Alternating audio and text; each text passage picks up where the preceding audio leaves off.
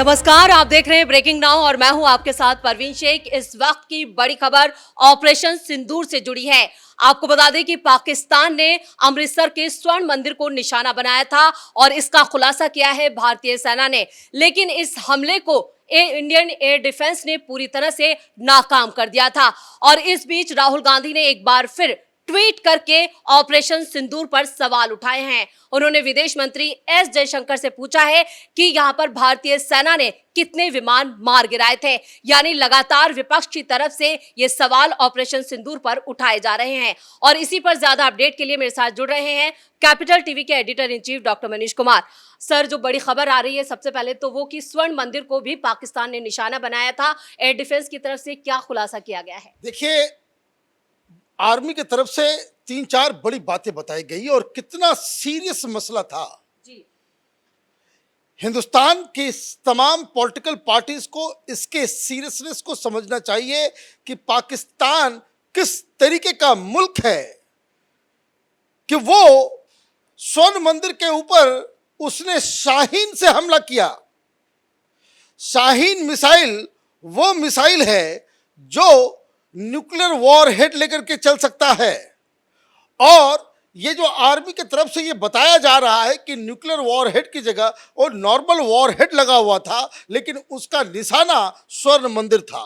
और सबसे बड़ी बात ये कि हिंदुस्तान की सेना को इस बात का इल्म था, पहले ही मालूम था कि 7 और 8 की रात में ये लोग कुछ हरकत करेंगे।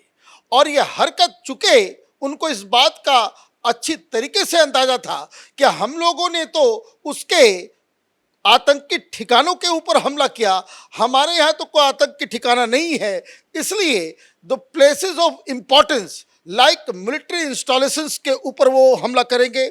और वर्शिप करने वाली जगहों के ऊपर, मतलब मंदिरों को, गुरुद्वारों को, चर्चेस को, मस्जिदों को वो बाकायदा निशाना बना करके यहाँ हिंदुस्तान के अंदर एक डिवीजन क्रिएट करने की कोशिश करेंगे। तो ये उनको मालूम था। और जैसे ही इनको ये मालूम चला उनका पाकिस्तान का डिजाइन, तो 4-4 उनको ये पता था कि गोल्डन टेम्पल जो है वो उसके ऊपर हमला होने वाला है। इनको खुफिया जानकारी पहले से मिल गई थी। तो 4-4 एयर डिफेंस सिस्टम सिर्फ और सिर्फ अमृतसर में गोल्डन टेम्पल को बचाने के लिए लगाया गया।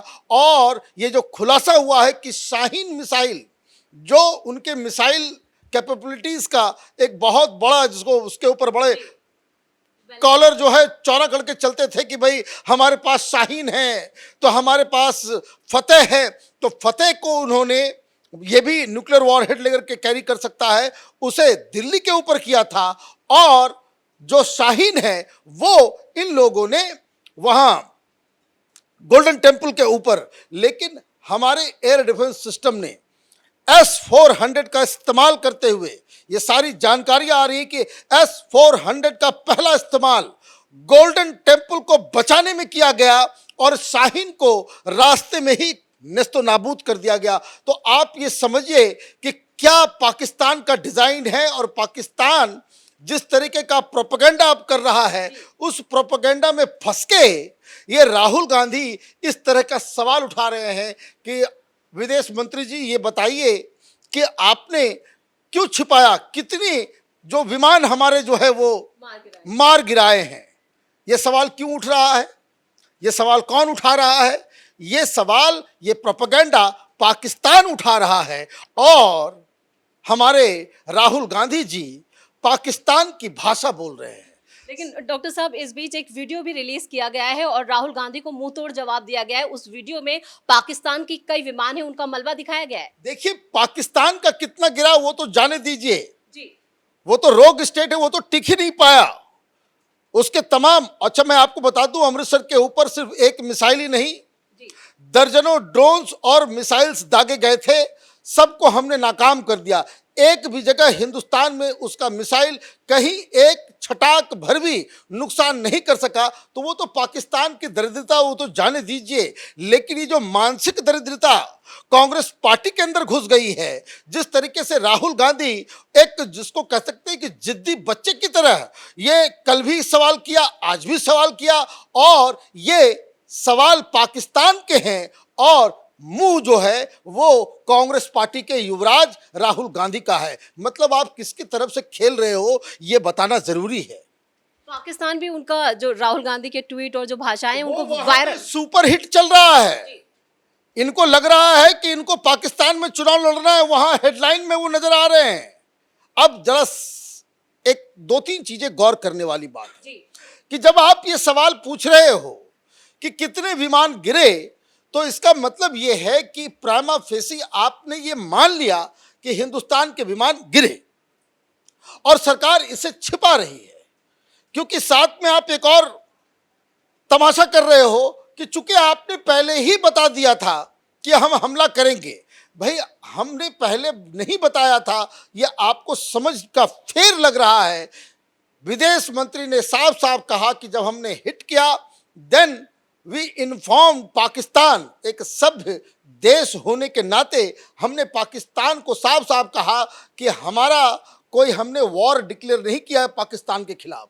हमारे टारगेट पे मात्र और मात्र टेररिस्टों के कैंप्स और टेररिस्टों का लॉन्चिंग पैड और उनका मुख्यालय था। हमने टारगेट जो बनाया था वो टेरर के खिलाफ बनाया था, आतंकवादियों के ठिकाने को हमने निशाना बनाया था। हमने आपके सिविलियन इलाके में कोई बमबारी नहीं की, हमने आपके किसी मिलिट्री इंस्टॉलेशंस के ऊपर हमने कार्रवाई नहीं की। इसलिए ये हम सीधे सीधे ये कह रहे हैं कि ये वॉर नहीं है, आपको जो काम करना था वो हमने कर दिया।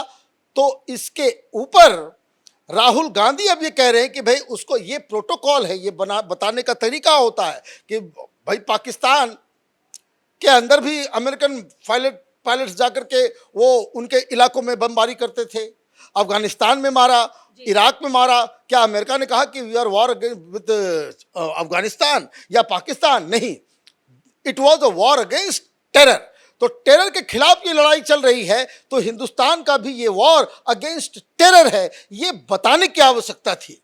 यही बात जो हमारे डेलीगेशंस जा रहे हैं हर जगह, यही बात दुनिया को भी बताया जाएगा कि we are not at war with Pakistan, we are at war with terror and terror organisations. ये बात राहुल गांधी को समझ में नहीं आ रही, ये पाकिस्तान के भोंपू बन गए।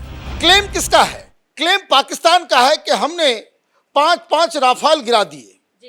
कोई कह रहा है 3 गिराए, कोई कह रहा है 8 गिराए, कोई कह रहा है 2 गिराए। ये पाकिस्तान में ही क्लैरिटी नहीं है।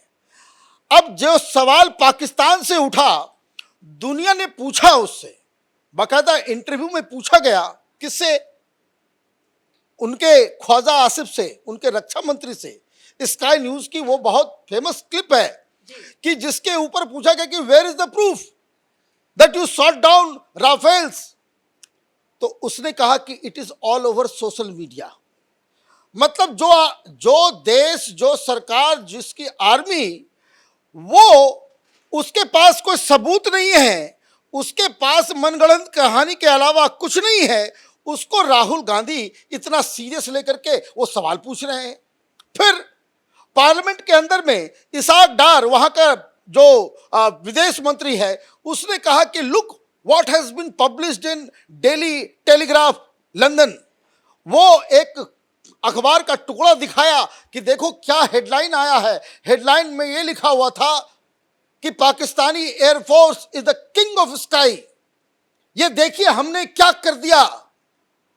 अब वहां तो भाषण उसने दे दिया कि हमने राफाल गिरा दिया, हमने ये कर दिया, हमने वो कर दिया। बाद में मालूम चला कि वो एआई से जनरेटेड वो फेक क्लिप था। ये फेक, क्योंकि डॉन अखबार ने फिर सोचा कि भाई इतनी बड़ी बात ऐसा कैसे मिस हो गया पूरी दुनिया से, जो सिर्फ जो इसाक डार को मालूम चल रहा है। तो मालूम चला कि ये भी सोशल मीडिया पे प्रोपेगेंडा किया हुआ एआई से क्रिएटेड न्यूज़पेपर का एक फोटोग्राफ बना करके टेलीग्राफ ने कोई छापा ही नहीं। अब प्रोपेगेंडा उधर से हो रहा है। राहुल गांधी को पाकिस्तानियों के ऊपर ज्यादा विश्वास है। This is what it is. और जो हिंदुस्तान की आर्मी, वायुसेना, सरकार, कितनी बार आर्मी ने कहा कि नहीं, कोई विमान नहीं गिरा है, हमारे सारे पायलट जो है वापस घर आ गए हैं। मुझे तो बस हैरत हो रही है कि कहीं ये नहीं पूछ देता राहुल गांधी कि पाकिस्तान में वो कौन सी महिला पायलट जो है वहां फंस गई है। क्योंकि ये बड़ा प्रोपेगेंडा चला था कि पाकिस्तान की एक महिला पायलट को जो है पाकिस्तान ने कैद कर लिया है। ये बात आप समझिए कि प्रोपेगेंडा किस तरीके से चल रहा था। तो ये जो राहुल गांधी के आसपास के लोग हैं, आदर वो बरगला रहे हैं, मूर्खता पूर्वक सवाल अनजाने में किया जा रहा है, लैक ऑफ नॉलेज है। और अगर ये नहीं है तो आप समझिए राहुल गांधी क्या कर रहे हैं बस 2 मिनट में। इसका मतलब ये है कि राहुल गांधी चाइनीज कंपनी जो फाइटर प्लेन्स बना, पूरी दुनिया में अभी चर्चा चल रही है कि हिंदुस्तान का एयर डिफेंस, आप देखिए जो चाइनीज एविएशन कंपनी है जो पाकिस्तान को जो J-17 और J-10 जो सप्लाई करती है, उसका शेयर नीचे गिर गया। नीचे इसलिए गिर गया क्योंकि राफाल से वो हार गया।